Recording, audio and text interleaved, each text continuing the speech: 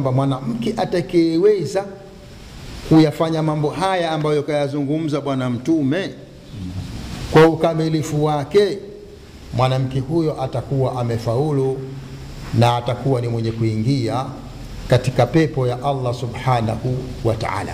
Kwa hivyo nawahusia kina mama muwe makini sana katika swala hili ambalo kwamba ninalokuelezeni katika siku hii ya leo, katika kusikiliza ujumbe huu aliokuleteeni bwana mtume sallallahu alaihi wasallam. Bwana mtume anasema idha sallatil mar'atu khamsaha, atakaposwali mwanamke swala zake 5, akaziswali kwa ajili ya Allah subhanahu wa ta'ala, sio akaziswali kwa sababu ya mume, kwa sababu kuna swala ya mume siku hizi kwamba mwanamke anaswali lakini anaswali kwa sababu mume wake anataka aswali. Mafahamu Sheikh? Wako wanawake wengi wanaswali lakini swala yao ni swala ya mume, kama mume wangu bwana nisiposwali anakasirika, mume wangu nisiposwali bwana tunagombana, anaweza akaniacha, mume wangu bwana nisiposwali hata chakula changu hata kikula. Hii inaitwa swala ya mume. Au anaswali kwa sababu tu mume wake kamuahidi kwamba ukiswali nitakupa kitu fulani. Si kitu kibaya kwamba mume akamuahidi mkeo kwa bwana, mke wangu ukiswali bwana mimi nitafurahi, nitakutafutia zawadi. Sawa. Ikawa mwanamke anatekeleza amri hiyo, lakini ndani yake akawa anatekeleza si kwa ajili ya Allah, kwamba kile alichoahidiwa kile na mumewe hakitilie kuwa ndiyo malipo, kwamba ni swali mume wangu aninunulie kanga. Anaswali kwa ajili ya Allah. Kule kununuliwa kanga sijui kupewa nini na nini, ile kama ni hamasa tu, kwamba anahamasishwa na mumewe afanye hivyo. Wayasema idha sallatil mar'atu khamsaha, atakaposwali mwanamke swala zake 5 kwa ajili ya Allah subhanahu wa ta'ala, kwamba inamuuma hata ikimpita swala anaumia kwamba kwa nini sikuswali leo, atafanya jitihada mpaka aswali. Na hiyo hata kwa wanaume shekhe, hata kwa wanaume unaweza kukuta mwanaume anapitwa swala 5, siku nyingine swala 2 zimempita, wala hahuzuniki. Inatakiwa uhuzunike, swala ikikupita uhuzunike kwamba umepitwa na swala kubwa kabisa. Leo watu tunahuzunika kwa kupoteza hela, tunahuzunika kukosa manufaa fulani ya kidunia, lakini huoni kwamba mtu siku moja kakaa anahuzunika kwa sababu swala ya adhuhuri imempita. Ndio kule katika al-mawa'idhatu al-baligha akasema ajibtu liman yahzan ala nuqsani malihi, asema anamstaajabia mtu ambaye kwamba anahuzunika sana kwa kupungukiwa na mali yake. Mwisho akasema walam yahzan, lakini hahuzuniki mtu huyo ala nuqsani umrihi, juu ya kupungukiwa na umri wake. Sawa. Kwa hiyo hapa anaingia hata mambo ya swala, kwamba mtu hahuzuniki kwa kupitwa na swala, kwamba swala imempita na atakwenda kuulizwa mbele ya Allah subhanahu wa ta'ala kwa nini swala imempita, na ataadhibiwa kwa sababu ya kupitwa na swala na akawa hakuilipa. Tumefahamiana eh? Kwa hiyo anatakiwa mwanamke ahuzunike kwa kupita na swala, swala imempita ahuzunike. Lakini kinyume chake wanawake wa kisasa, ataswali kama mumewe yupo, lakini kama mume hayupo kutwa nzima anakuwa si mwenye kuswali. Swala ya Aisha ukirudi unamuona anahangaika pale sana, nataka sija swala ya Aisha, lakini kumbe kuanzia swala ya subhi, dhuhuri, al-asri, maghrib zote hajaswali, lakini kwa kuwa akakuona umerudi ili kukudhirisha wewe ndio utamuona anaswali. Sasa swala ya aina hii haiwezi kumsaidia mwanamke au mtu mwingine yeyote, kwa sababu hata wanaume nao pia tupo ambao wake zetu wana misimamo, wataka uswali wewe uswali. Wanaume wengine anaswali kwamba mkeo yupo amuone, bwana mke wangu siposwali nakasirika. Kwa hiyo tusiwaone tu wanawake tukasema wanawake, na wanaume nao tume kwamba kuna wanaume ambao wamepata wake wenye msimamo, wanaijua ibada, wanaijua dini. Asiposwali mumewe anaweza akamnyima mambo mengine. Anambia bwana, kwa kuwa kuswali leo hapana, usinisogelee, siutaki kuswali wewe. Wanatumia kuwa ni fimbo wakati mwingine, kwamba wewe uswali bwana, mimi sikupikia chakula kizuri, wewe kama utakuswali bwana mimi na nini, na yeye anaweka vikwazo kama hivyo katika kuhamasisha kwa mambo. Kwa hiyo kuna wanawake ambao kwamba swala zao ni swala za mume, kuna wanawake ambao kwamba wanaswali kwa sababu wameahidiwa kupewa vitu fulani, lakini hawaifanyi swala kwamba ni ibada aliyoiamrisha Mwenyezi Mungu Subhanahu wa Ta'ala. Ndio mara moja tukaona katika channel moja ya Shadai TV bwana yule tengeneza mchezo mzuri, kana kwamba kamuahidi mkewe, akamwambia bwana, nitakuwa ninakupakia swala moja, nitakuwa nakupa 1000. Basi ikawa yule bwana alizungumza si kwamba ndio ni malipo, ni katika kumhamasisha mkewe kwamba aone hili jambo ni kubwa, mpaka mume wangu wanatoa kila swala moja 1000, swala hili ni kubwa, alitekeleze. Basi bwana yule akawa anatekeleza, ikawa kila anampa hivyo hivyo anampa. Lakini siku aliposhindwa kutoa pesa, yule mwanamke akaacha kuswali. Mashallah. Warabu wanasema hani alaki. Hongera kwa hilo. Nashukuru. Jana umepiga vipindi vyote 5 asubuhi mpaka jioni. Na leo nilikuwa nakutazama ukapiga tena 5. Ulikuwa unaniona? Allahu Akbar. Napita hivi kufungua mlango. Allah. Na swali taswa na swali sasa hivi. Namshukuru Mwenyezi Mungu. Hongera sana. Ila sasa sawa, yote tuyaache. Zingatia maokoto. Maokoto? Wewe hujui pesa. Sasa pesa yako simekuachia. Pesa ya kula? Mimi sizungumzi pesa ya kula, shakula ndio nimeshiba hela yangu. Kwani tumeahidia nani? Swala moja 1000. Mke wangu bwana, acha masara bwana. Mlipaji wa ibada tunamjua. Mungu ndiye mlipaji wa ibada na anakulipa thawabu. Kwani alokaa pale kibarazani akaniambia kuswali yule Mungu? Si wewe? Sasa pale kibarazani mimi nilikuwa nakupa tashwishi ya wewe kuingia katika ibada. Hebu acha maneno yako bwana. Nilisikwambia nataka hela yangu. Hii nimeelewa.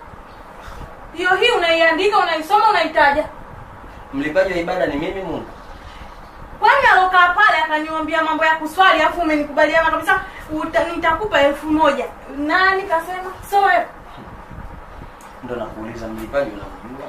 Nimeshakwambia habari za mlipaji unamjua, mimi sijui. Nataka hela yangu. Nishachukua majina 3 kule. Nataka hela yangu nikatoe. Alafu usiniambie mambo sijui ya Mungu kafanya, Mungu kafanya. Huyo Mungu ndo ananipa hela mlangoni hapo asimame anipe. Sasa hiyo pesa unayotaka ni kwa ajili ya swala au unataka pesa nikupe tu kwa ajili ya? Na wewe umeniajiri, umesema mke wangu swali nitakulipa hela. Nimeswali kwa ajili nataka hela ya vikoba. Kwa hiyo ulikuwa unaswali kwa ajili ya pesa? Ndio, kwa vipi?